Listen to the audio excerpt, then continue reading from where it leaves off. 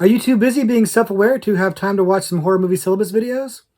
Well, you're in luck. I'm making a video right now about you not watching videos. So let's go ahead and revisit postmodern horror.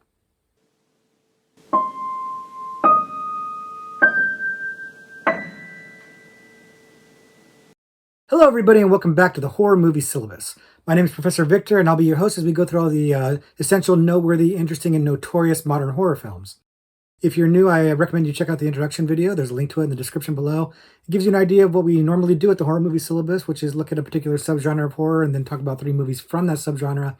But today what we're doing is really more of a recap of a previous video that we already did. We looked at the postmodern subgenre of horror, and we looked at 3 movies from that subgenre, and today we're going to do a quick recap of those 3 movies for those of you that missed that video, and then look at a 4th doctorate level video, something of a deep cut movie that's a little less mainstream, a little less well known, to add to the conversation about postmodern horror movies. Now, for those of you that missed the previous video on postmodern horror movies, we talked a little bit about what we mean by postmodern. Essentially, what we're talking about are movies that are self-aware or self-referential and that tend to defy certain conventions. We've seen a lot of these movies, especially, in the mid to late 90s, come out. And it's one of my favorites, actually. I tend to like these self-aware, self-referential movies. They are a lot of fun for me. And that showed in the video and in the movies that we picked then. And, when we talked about the movies, we talked a little bit about how they were self-aware, self-referential, or what kind of conventions they defied. So when we go ahead and recap them, I'll just kind of touch on that when I go through all of them. So let's go ahead and jump to the recap right now. The first postmodern horror movie we talked about is Behind the Mask, The Rise of Leslie Vernon. And this is a lesser known movie. It's not quite so mainstream. It's got its fans, it's got its following, but it never was a big mainstream hit. And it's shot mockumentary style. So it's, like a documentary that's a fake documentary about a serial killer who is showing the documentary crew about his behind the scenes life as a serial killer. And it's a tremendous amount of fun. It really plays with horror conventions, showing you a kind of behind the curtain look at the life of a character who's like a Michael Myers or Freddy or a Jason. And it has a lot of fun with that. It plays with and defies a lot of the typical slasher movie conventions, the things like the lumbering slow killer and the being able to pop up in various places and, people not being able to escape and not being able to do common things. It explains the reasoning behind a lot of that in a very fun and funny way. But it also is at the same time honoring those tropes, which makes for a nice blend between a funny kind of spoofy kind of self-referential movie and an actual straight horror film, although some people have a big problem with that. We talked about that in the video, so go check that out if you want to see more on that issue. The second postmodern horror film we talked about was Cabin in the Woods. And Cabin in the Woods is one of those movies where the less you know about it, the better. And I didn't want to spoil it, so I danced around it quite a bit in the video. But basically, the traditional setup was a bunch of kids go to a cabin in the woods and hijinks abound. And it's, of course, the very minimal explanation to it. And that's important because there's so many interesting surprises and things that happen in this movie that you would never see coming if you don't know about it already. And it's the best way to go into that movie is to watch it blind. But suffice to say, there's a lot of things in the movie that are kind of spins on the horror tropes, especially the slasher tropes. They kind of, not unlike Behind the Mask, find ways to explain away certain things that are usually eye-rolling in horror movies. They're kind of defying those typical horror movie conventions in a way that makes you laugh at them and then at the same time buy into them. Again, I can't go into it too much without spoiling it for you. Even if you watched the original video, I probably tried to avoid spoiling it there too. But there's definitely one you should check out if you haven't seen it before. Cabin in the Woods exceeded my expectations. It's really as good, if not better, than what people say. And the last postmodern horror movie we talked about in the video was, of course, Scream, which seems to be the movie that kind of defined the postmodern subgenre. I talked a lot about Scream. It's one of my favorite movies, and it's the one that I credit as saving the horror genre as a whole. I shared a little bit about a personal experience with that movie regarding Drew Barrymore starring in it and how I didn't even want to see it because I was so out of horror at the time and how it was so good that it brought me back into horror. And everybody kind of knows Scream now. It's pretty well known, pretty popular, and how it's kind of self-referential and how it's kind of both spoofing the horror tropes and also turning them on their head. It really is the quintessential granddaddy of the postmodern horror movement. It really is so important. I can't stress it enough. And I do stress it quite a bit in the previous video. So if you want to hear more about Scream or any of the other movies, go ahead and check out that video. I'll give you a little bit more in-depth explanation or discussion on those. So that's where you go for that. But now let's go ahead and get to our deep cut, lesser known doctorate level selection for the postmodern horror subgenre. The doctorate level selection for the postmodern subgenre is Be My Cat, a film for Anne. Now, Be My Cat, a film for Anne is a 2015 movie that is a really disturbing movie. It's not even a cult hit, man. It's just like people know about this movie and it's got a lot of acclaim, sort of. But it's the subject matter that is so off-putting about this movie, and then how it's made also is very off-putting. But if you're not familiar with it, it bears some explanation. So if you haven't seen it, the movie is about a Romanian filmmaker who is making a movie that is a message to the actress Anne Hathaway, and he's trying to convince her to be in his movie. So he is making a movie with actresses that kind of look like Anne Hathaway to illustrate for her the kind of movie he wants to make with her because he thinks they'd be a great match. And you know, hijinks abound because the guy is clearly mentally unstable and definitely much more sinister than he would like you to believe. And I'll leave it there. I don't want to spoil the movie too much, but the key thing about Be My Cat is that the movie's about a Romanian filmmaker making a movie to pitch to Anne Hathaway. And it's made by a Romanian filmmaker making a movie, pitching a movie to Anne Hathaway. Like, it really is like life imitating art. And that's the number one thing that makes us unsettling. Maybe not so much for the average viewer, but definitely for Anne Hathaway. Like she doesn't know this guy. This guy, she has no involvement in this whatsoever. No permissions given, nothing like that. This guy just made this movie, basically talking about Wanda, you know, like stalk and maybe murder Anne Hathaway, and then made this movie, and it's just deeply disturbing movie. Like the guy basically wrote, directed, starred, filmed the whole bit. Right, his name is Adrian Toffi, and he's done a really good job with it because it's very, very believable. Like, he's not the greatest actor in the world or anything like that, but he is basically playing himself, and he does a great job of it because he comes off unnervingly unsettling. Like, he's just creepy. And he gets these actors, these actresses to be in the movie, and they don't really know what they're doing. And I guess a lot of this movie is improvised. Like, they have a basic idea of what's going to happen, and they just kind of improvise things. And that works really, really well because it comes off very believable.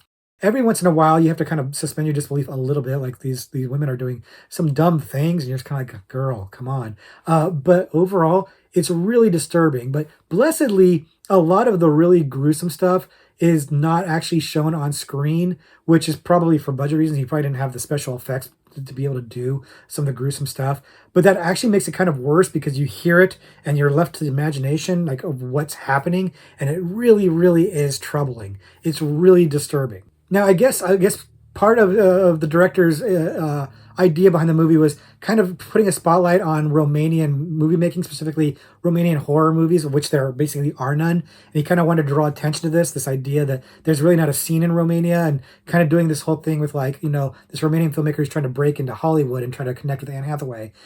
That's kind of where the message is on that. And that's cool. It's kind of there. I don't know that I would have picked up on that without knowing about that. Like, if I didn't live in Romania, which I don't, and hadn't done the research on it, I don't think I would have gotten that information. But it is there. It is there. But it's kind of not the main thing. The main thing is just how disturbing and unsettling it is. Like, the movie in a vacuum is disturbing. It's got some really dark, you know, gruesome stuff in it, you know, concept-wise. But I think it wouldn't be nearly as disturbing if it wasn't about a specific, actual, real-life person. I don't know that Anne Hathaway's ever seen this movie. I hope she has never seen this movie. I'm a fan of hers, and I don't think she'd appreciate this movie one little bit. And that's what makes it, like, almost transgressive to watch this. Like, you're like, this is just, like, inappropriate, really. It's really off-putting. And like, I can only imagine like Anne Hathaway probably would be terrified about this movie. Like if she knows about it, if she's seen it, and I guess if somebody's told her about it at this point. And like I don't think the guy genuinely means any harm. He's done interviews and stuff like that. But I also don't think he's necessarily. I don't think you take that chance. I guess like if this was Be My Cat, a film for Professor Victor, I'm not having any of that at all. None. Not cool, man. And that's, I guess, what it says. Like, it's kind of not cool what he did, but it's a fascinating watch. Like, I couldn't take my eyes off of it. It's deeply unsettling and unnerving just because of the subject matter. The concept. The concept is just really off-putting. The film itself, on its merits, it's okay. For a guy making it all himself, kind of impressive. But and it got a lot of buzz because of that. Like basically not mainstream buzz, just the horror community buzz. You know what I mean? Like a lot of people were really impressed with that. And it's a bold move. And it's an innovation that is hopefully it's not something that'll catch on, but really an innovative idea. I got to give the guy a tip of the hat for that. Like he did it himself. He made something really interesting, really transgressive, really noteworthy and notorious. It's definitely worth a watch if you think you can handle it. Like I said, it's more suggested than actually graphic. But it's the suggestions are really difficult to watch. It's a tough movie to swallow for certain people. So know your limits, I guess, when check this one out. But if you haven't seen, Be My Cat, like it's not really about cats. So don't fall for that. I'm not really recommending it to you. Do with it what you will. But if you have seen it, let me know what you think. I'd be curious to hear your thoughts. I kind of liked the movie. I'll be honest with you. I kind of liked it, but I also feel dirty for liking it. Do you feel the same way? Let me know in the comments below. So that's our doctorate pick for the postmodern subgenre of horror. But I've got an extra credit movie for you too because I love this subgenre and I want to talk about another movie. The extra credit movie I'm talking about is called Digging Up the Marrow. And Digging Up the Marrow came out in 2014 and is another mockumentary style movie. And it's another one that like really kind of aimed towards horror fans and like not a real big mainstream movie, but horror fans seem to know this one. It made its bones there. It's made for horror fans. It's aimed at horror fans and it gets the love from horror fans. If you haven't seen it, the movie is by director Adam Green, who plays himself as a filmmaker, and he wants to make a documentary about monsters. And he comes across a man played by Ray Wise, who claims that monsters are real and that he can prove it. And so they get together, and he's going to prove to Adam Green the existence of monsters for his documentary. And I'll stop there so as not spoil the movie for you. But the movie is really clever. The setup is really neat of Adam Green playing himself. It adds a layer of honesty or verisimilitude to the movie as a mockumentary because he's playing himself and because there's a lot of cameos by various horror icons in there in a convention setting, stuff like that. So that's a lot of fun. And it makes the movie really interesting to look at, and you buy into it. You buy into the premise. The best part of the movie, the biggest strength of the movie, is arguably also its biggest weakness, and that's Ray Wise. Ray Wise is perfectly cast as the guy who is trying to prove the existence of monsters, and he's a little bit off, a little bit creepy, a little kooky, really interesting, kind of chewing scenery. He's doing Ray Wise's best, like what Ray Wise is best known for, and he's doing it really, really well. But the thing about it is he's recognizable. He's Ray Wise, like Twin Peaks, man. So like that takes you out of the movie a little bit in terms of like trying to buy into it being a real mockumentary. Adam Green playing himself and all these other horror people being in it playing themselves is really awesome, and you really like lock into it. But then Ray Wise is not playing Ray Wise; he's playing a character. And the fact that he's so recognizable takes you out of that. It ruins that illusion a little bit. So as good as he is in the movie, it also kind of hurts the movie that he's so recognizable. That's the one ding I have on it. The other ding is that, and a lot of people will say this if you look at reviews, the ending is not fantastic. The buildup is excellent. It's a really excellent buildup. The ending, I don't think it's horrible. It just doesn't quite live up to the buildup. It doesn't give you quite as good as what you were expecting it to be. That's a minor quibble. I still think the movie's really, really good. The monster designs are really interesting. They're based on an artist named Alex Pardee, and his designs are fantastic. So I really love the designs of the monsters. I love the meta take very much. I love Ray Wise, but I also wish I didn't recognize Ray Wise, and I wish the ending was a little bit tighter. But overall, Definitely a movie worth checking out. If you haven't seen it, check it out. And if you have seen it, let me know what you think, like always. But I do really like Digging Up the Marrow. Seems like a lot of people don't know about it. So if you haven't seen it, it's worth your time for sure. So that's going to do it for our re-examination of the postmodern subgenre, a recap, and the new doctorate level for you. And now it's time for us to look at a horror trivia question. As always, I like to answer a question at the end of the video, and I'm going to grab the card here, and I'm going to look at the killer subgenre today. I'm going to try to answer this live on camera. If I don't know it, I'll be embarrassed, and you get an opportunity to answer too, and let me know in the comments if you got it right. Here's the question. What is the name of the demon-tormenting protagonist Christine Brown in 2009's Drag Me to Hell? Well, last week I crushed it. I knew it right away. This one, I'm pretty sure I don't know this. Name of the demon-tormenting Christine Brown. Christine Brown, the main character. Oh man, it's been a minute and a half since I've seen that movie. I do like Drag Me to Hell. It's a good movie. People kind of slept on it when it first came out, but it wound up being it's endured. People found it. Sam Raimi, kind of getting back to form. Is he as good as an Evil Dead movie?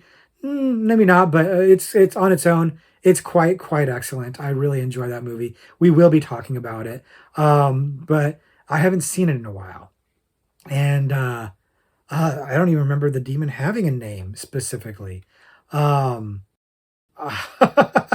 gonna try to take a guess here, but I'm literally just gonna make something up because I have no idea.